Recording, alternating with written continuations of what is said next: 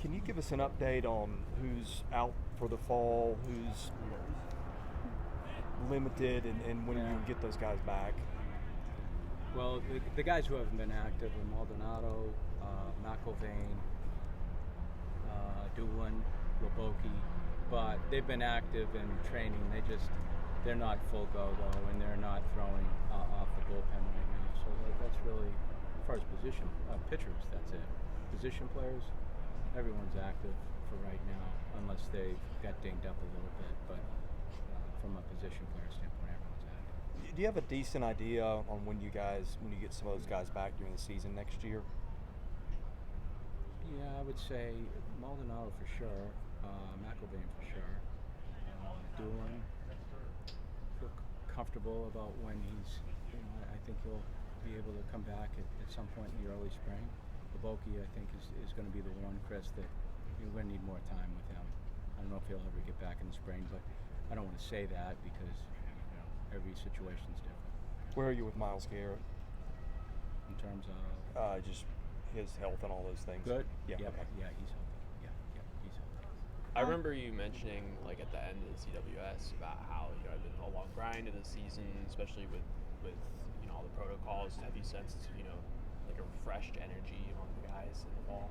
Yeah, I don't see that. That hasn't. I mean, it's just. Playing deep into the season is it's a push physically and mentally, but that doesn't have anything to do with right now. Right now, guys are in good state of mind. Does Spencer Jones plan to pitch this year? No, he's not going to. He's just going to play the outfield and some first base. Right. How do you feel about your catching situation? They're learning. I mean, Dominic's just got to get back there and get more reps, and you've got Espinal, who's learning too. He's got some tools though. Bolger's just coming back, Chris, so he is probably a week into it. In the 5 weeks that we've been together, he's a week into it. And then Sam Hunt is a freshman, and he's learning too. So yeah, I think they're just going to be learning on the run. They got to get used to this staff, and they just got to play, and that's most of it. What is it? Baseball was probably one of the sports most affected by COVID. What is it like for you guys to be back, kind of having a more normal fall? Having fans for practices and everything. Well, it feels more normal. Last year was difficult. It was difficult for everyone, but very rarely did you get a whole roster together. I mean, at certain points in time, you were missing 10 to 15 kids, and that's difficult. That's difficult to put something together. But this year, yes. I mean, outside of injuries, we're in pretty good shape, and there's been a decent amount of people that have showed up to watch too, which makes it fun for the boys. Mm-hmm. How have you seen Pat Riley progress? Including, I guess, going back all the way to the summer. I remember he played well in the Cape. Well, he just had a couple outings in the Cape, so I mean, you can't really gather much from that. But he's progressing. I mean, he's going to be put in a situation that was different than last year. He's a kid that throws the ball well. He can spin the ball well, and he's competitive. He's just got to get out there in more situations where he's starting a ball game. I know fall is when you experiment with playing guys everywhere. You've used Vaz in the infield. You've used him in the outfield. Where are you feeling he's a fit right now? He's been exclusively, until you got here today, in the infield. Today was the first day he played the outfield. But the reason being is just because we felt like he needed more repetitions in the infield to gain consistency. It was almost like you knew he could do that, which today he goes out there and it's like he never left. But here was the area that felt like he needed the most improvement. And he's gotten better too. And I think what they do is they give each other, because of their ability, like we had Tate at first base today, they just give us flexibility in case there's an injury, in case someone goes down, the ability just to move over.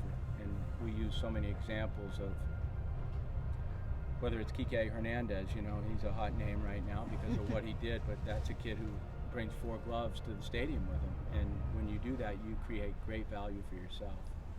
I saw Troy playing first base a couple times when I came by. Mm-hmm. Had he ever done that in the past? And I guess What about him made you feel like maybe he could fit there, and is that somewhere where he could play this season? He's done it in the past. That's why we did it, and we wanted to give him other options too. Today was the first day we moved him back out to the outfield. He's just cross-training, going back and forth, but all of his reps have been at first base. He played third and first base as an amateur, played a little outfield, so we kind of flipped him to the outfield, but he's a solid defensive player. What are you seeing from Carter Holton? Confidence, strikes, athleticism off the mound, good arm, low maintenance. I don't even know he's here until he gets on the mound. When he gets on the mound, you feel him, but when he's not, I couldn't even tell if he was here, which is a great compliment to a kid. But I like him a lot. I like what he's done up to this point. He's got savvy. He's got savvy and confidence. He can step in there, and at least against our guys. Now, things change when you put a different colored shirt out there, so we'll see what happens then. How is Carter Young progressing from his injury? Good. He's starting to play defense again. So outside of that, he hasn't swung the bat, but he's moving around. It's good to see him back out there playing some defense. Will Holton have a chance to hit for you this year? No, Back says he can hit, but I'm always leery of a guy who doesn't come and ask me to hit. I figure they can't hit. Everyone hits in high school, Chris. Right. We've seen that a few times. If you can't hit in high school, you're going to go to college and hit. But he could hit in high school, he just hasn't hit here. Yeah. What are you looking for this weekend, and what kind of experience will that give the kids? Just playing experience somewhere else. I think grass and dirt, playing on grass and dirt, playing somewhere else. I think it's a great opportunity for the kids just to get away from campus for a couple of days and put a couple lineups out there and see what they're capable of doing in the short term, and then get play, which is always competitive in that black and gold situation. So yeah, I just want them to have the opportunity to learn how to use a hotel, learn how to travel in an airplane, do the small things that do matter when you're away from campus, and enjoy themselves, because it is fall break, and even though there's not really a break for us, the opportunity to travel together is a gift. This team's personality start to show up yet, or too early to tell? Yeah, too early. And that thing about being travel together, are there that more of a important thing this year, given all the COVID travel restrictions of the past few years? Well, I think it can help. I mean, just because it's something that you can do prior to the season, and the earlier you can install standards of how to operate on the road, it helps you moving forward. More confidence when you travel too. I think sometimes when you don't travel and all of a sudden you do, it becomes bigger than it should be. So you try to use these as really good growing experiences for the team. Who's emerging as leaders? Well, I would say definitely Tate's a kid that is operating with communication and care everywhere, whether it's on the field or off the field. Dominic, with his presence, is that type of kid. Javi is that type of kid. And I named 3 guys that are in 4 years, and that's not purposeful, but it's just they're the kids that release their personality a little bit quicker than everyone else, and are very comfortable about communicating. But so much of that is during the season. It really is. I think you find out what kind of leadership you have when you go through different things that you can't produce in the fall. Everyone's playing in the fall.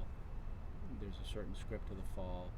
The spring is really when you get water in the boat, and you find out who can dump it and who can't. Is that harder though to get 4-year leaders? Because you look at these guys, and like Tate and Dom didn't play for a couple years, and then Tate plays and gets hurt and misses half the season or more. I look back to 19 when you had like guys like Ethan, Stephen Scott that had been out there and played, and it's easier to lead when you're on the field. How much of a challenge is that, just developing leadership, when you've had guys that have just missed time, that are your front and center guys now, through no fault of their own? Yeah, I guess it can, but with those guys too, a guy like Tate, even if he's not on the field, he finds different ways to inject himself into the group. And I think that's, he's a very creative kid, so he doesn't allow that to, push him back. But as I said, I think that there's so much to leadership in terms of releasing your time to other people, giving your time to other people, coordinating things away from here, because really it's always felt like it's the other 14 or 15 hours that they're away from the facility that you find out who can manage the group and who sits back. But right now it's probably too early to tell. But I think we got the makings of some kids that will emerge that way. And certainly when we get done with a fall and we start getting into our classroom curriculum, we start honing in more on that stuff. With COVID and with the draft being shortened and with it being moved to July and all those different changes, how did that affect your operation in terms of, knowing who's coming back and, that kind of uncertainty throughout the summer? How did that, affect you guys? It may have affected more of going deep into the season from Omaha, because kids had to make decisions if they were going to leave before July 1st. Mm-hmm. And I'm not so sure kids would have made the same decisions had they known different things were going to happen, and the draft. The kids are going to stay back, the kids are going to leave, and there's some kids that want the opportunity to play. They feel like it's too long a shot to play, then they may make that adjustment. I don't want to lose any of these kids at any point in time. I even feel like if we non-roster a kid, we can do something with them. There may come a point in time where we get too many numbers, but right now I don't think we've got more than 40, but at the same time we still can make that work. But yet it was tough managing money and roster spots during Omaha and the draft. It happened quick, and it forced guys to make decisions. Just to confirm, Ethan Smith is not going to be with the program next spring, right? Right. Touching on 2 questions ago, now that the timelines have changed for the draft and all those things, how do you like the system now? Well, as it was last year, Chris? Or? Yes, as the one you just went through. Ooh. It didn't bother me that much. I mean, it was, well, I'll tell you exactly. It didn't interfere with play. Yeah. And I think that's the biggest thing. When you get these kids and you pull them away, and it's not their fault. It's just the situation of the draft and conversations and communications that have to take place for their livelihood, and they've got to do it in what is the most important time for their team.